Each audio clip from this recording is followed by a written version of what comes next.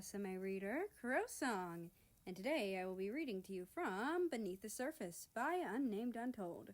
Before we get into the next chapter, I'm going to read off the list of warnings. Depression, suicidal thoughts, a suicide attempt, anorexia, bulimia, and vulgar language. I will tell you that the only issue with this one is like a tad bit of depression and like just general existentialism, which I should have probably warned on like chapter, 2?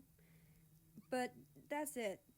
Anyway, on to chapter 17, day 29.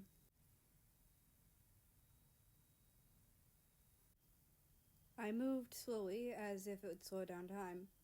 Tomorrow, Ivan is going back to Russia, and neither of us are happy about it. We both understand that he needs to go. He has work to do, as do I. Our countries need us back. Doesn't make the separation any better, however. Come on, Frederica. If you move any slower, you will burn your hamburgers.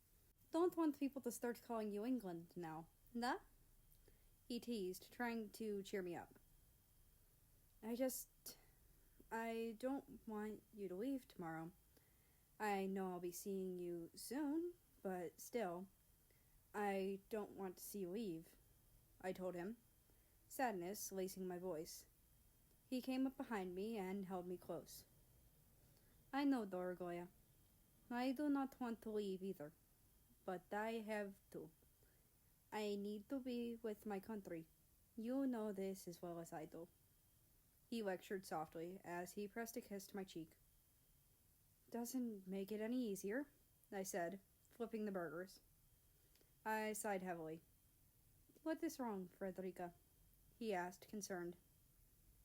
Besides the obvious, I asked.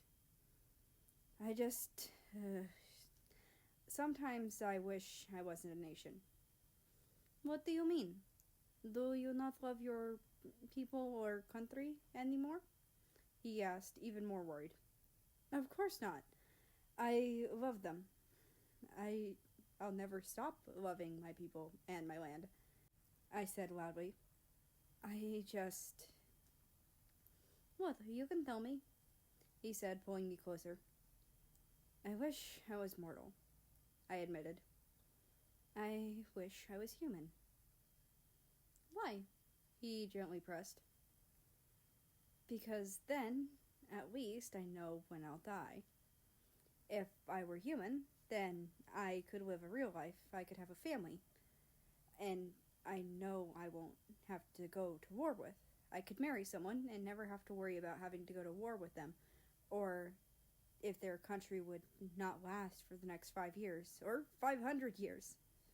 I could live for myself, not for millions of peoples. I could live a real life. I could do amazing things, and in the end, I could take the time I've wanted to reflect on what I've accomplished, and then die, I said, not looking at him. What makes a life worth living is to know there is an end. If you know you'll die in the next 6 months, then you'll do more in that time than you ever will in 6 years. Knowing there's an end makes living now more and more worth it. I have been around a lot longer than the rest of you think. That is a lot of time to study and think about human behavior and reflect on myself, and I've found that I'm jealous of humans. I turned around to face him. They can and will do amazing things. Their names will last. Then life will go on. They will accomplish things that we don't even know about yet. And what will I do? Paperwork for hundreds of years, meeting after meeting, watching and waiting for what? I don't make the decisions for my country. I don't get to decide whether we go to war or not. I don't control anything that goes on. I don't even control my own life. In the end of it all, no one will know that I exist. I will be gone, and it will be like I was never even here. I may be semi-immortal, but in the end, I will have accomplished nothing. I finished with a few tears rolling down my face. I am jealous of humans because they will live more in their 80 years than I will in my nearly 1,000. Alfred! He shouted, causing me to jump. Don't you dare say anything like that. You control more than you think.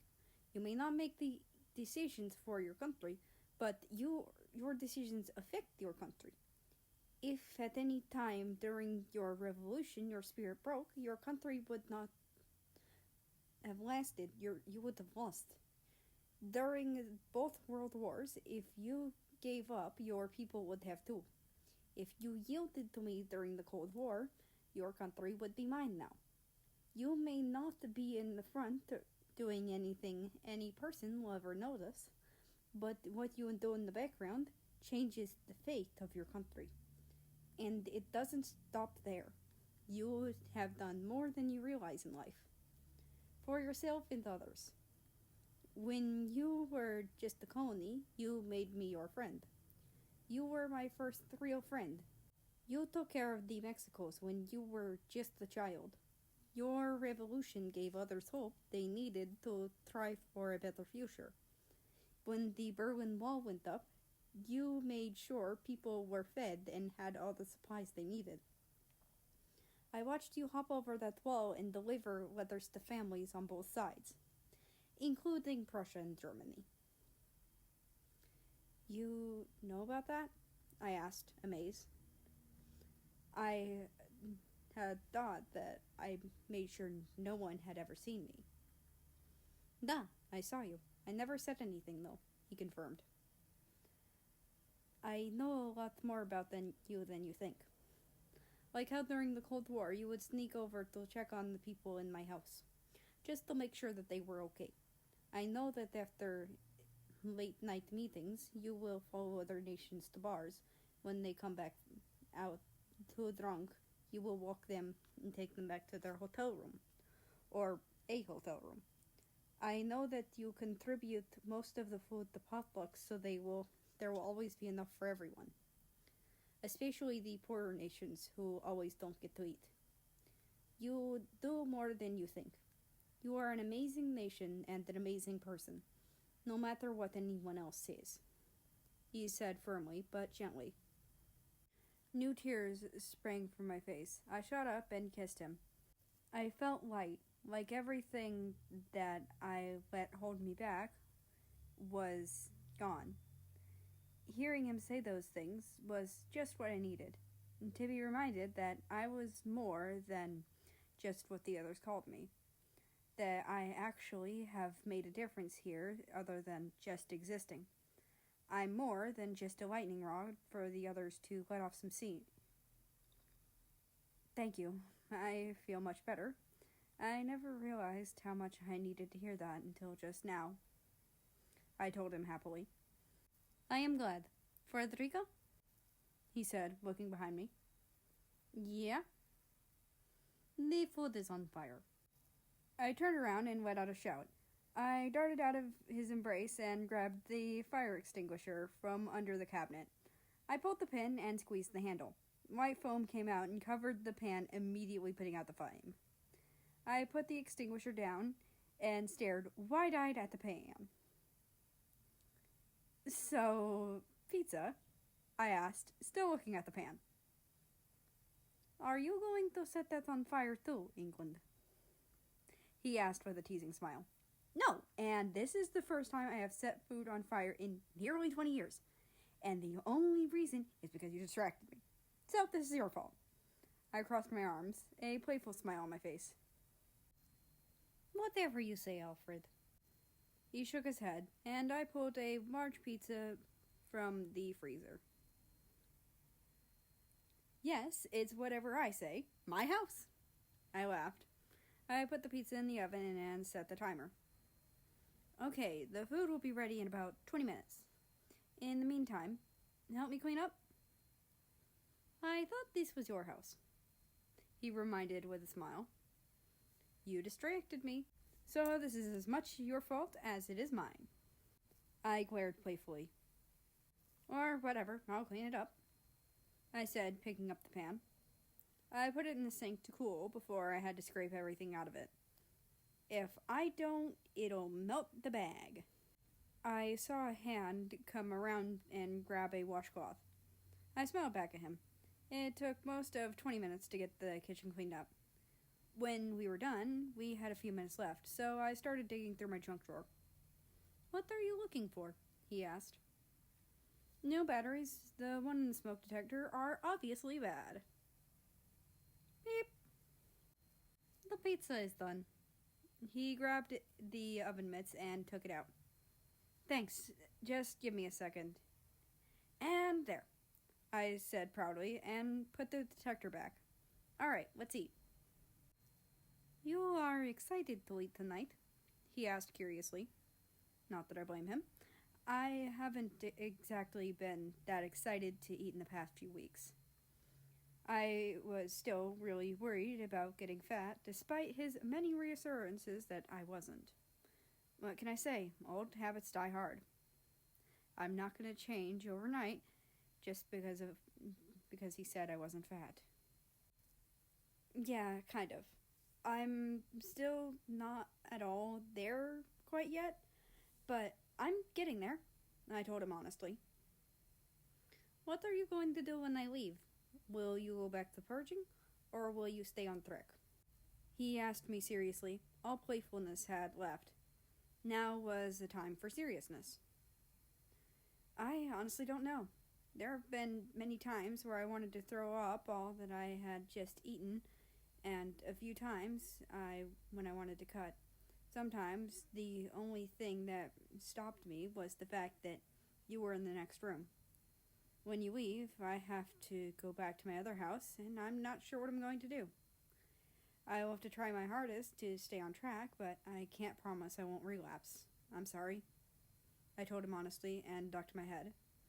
It wasn't something I was proud to admit, but I knew he needed to know the truth. "It is okay." "Huh?" I looked up, confused.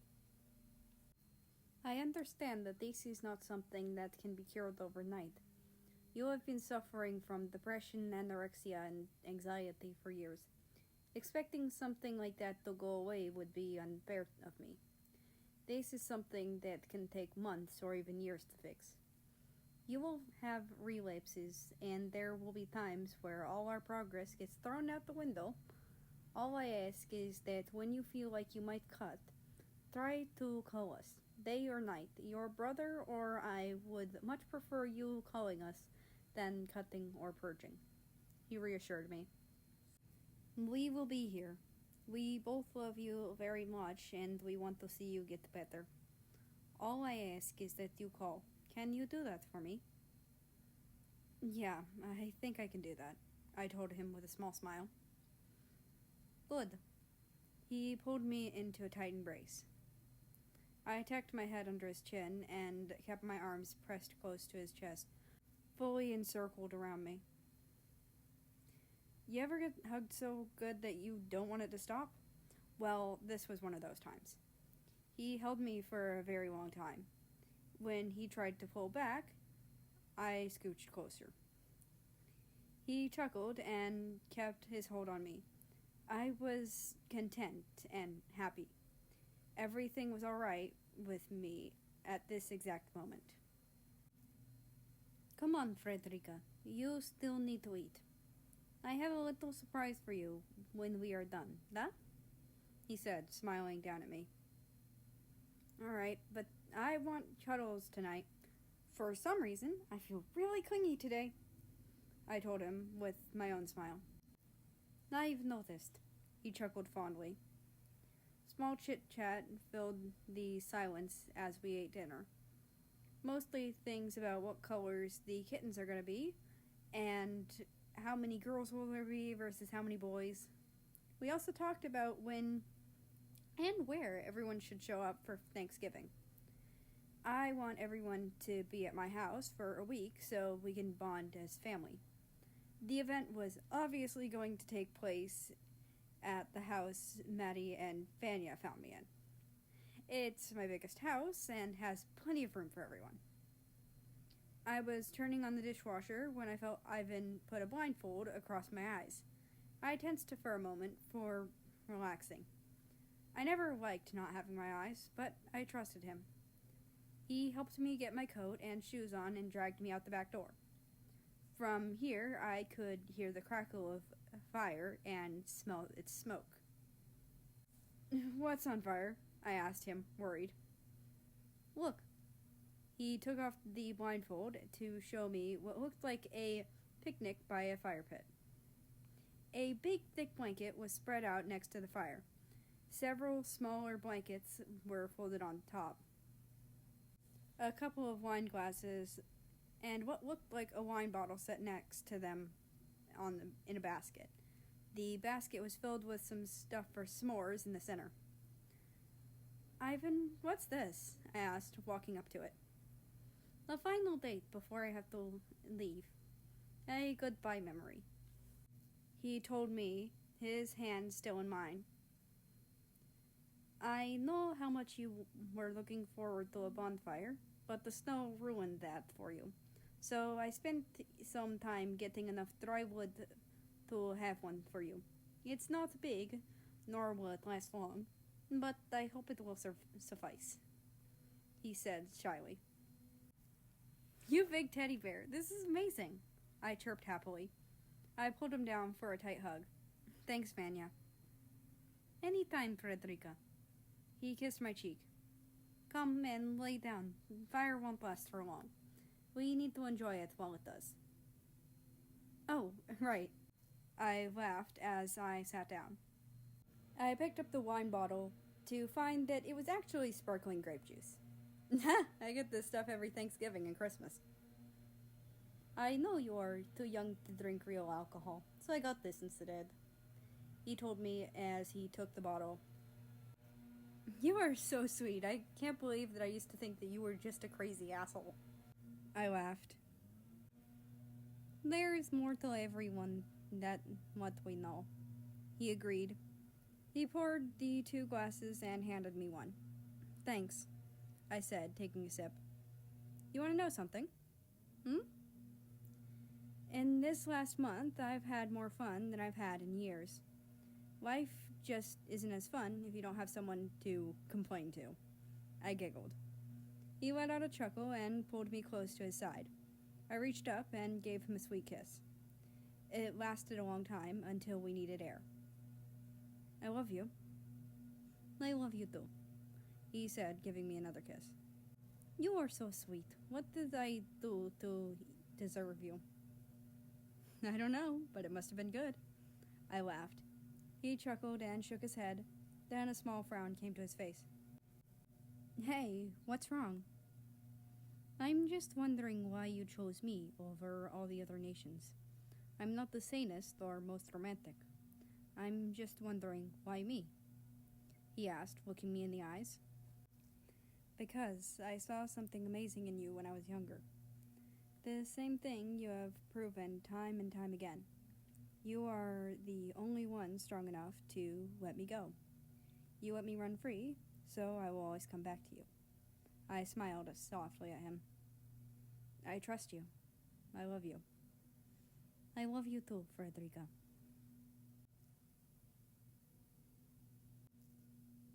And that's the end of this chapter. I hope you enjoyed. Anyway, I'd like to invite you to join the Discord, which is linked down in the description below. That being said, I hope you have a nice rest of your day, night, or whatever it is for you. Just enjoy your time, and I will see you tomorrow.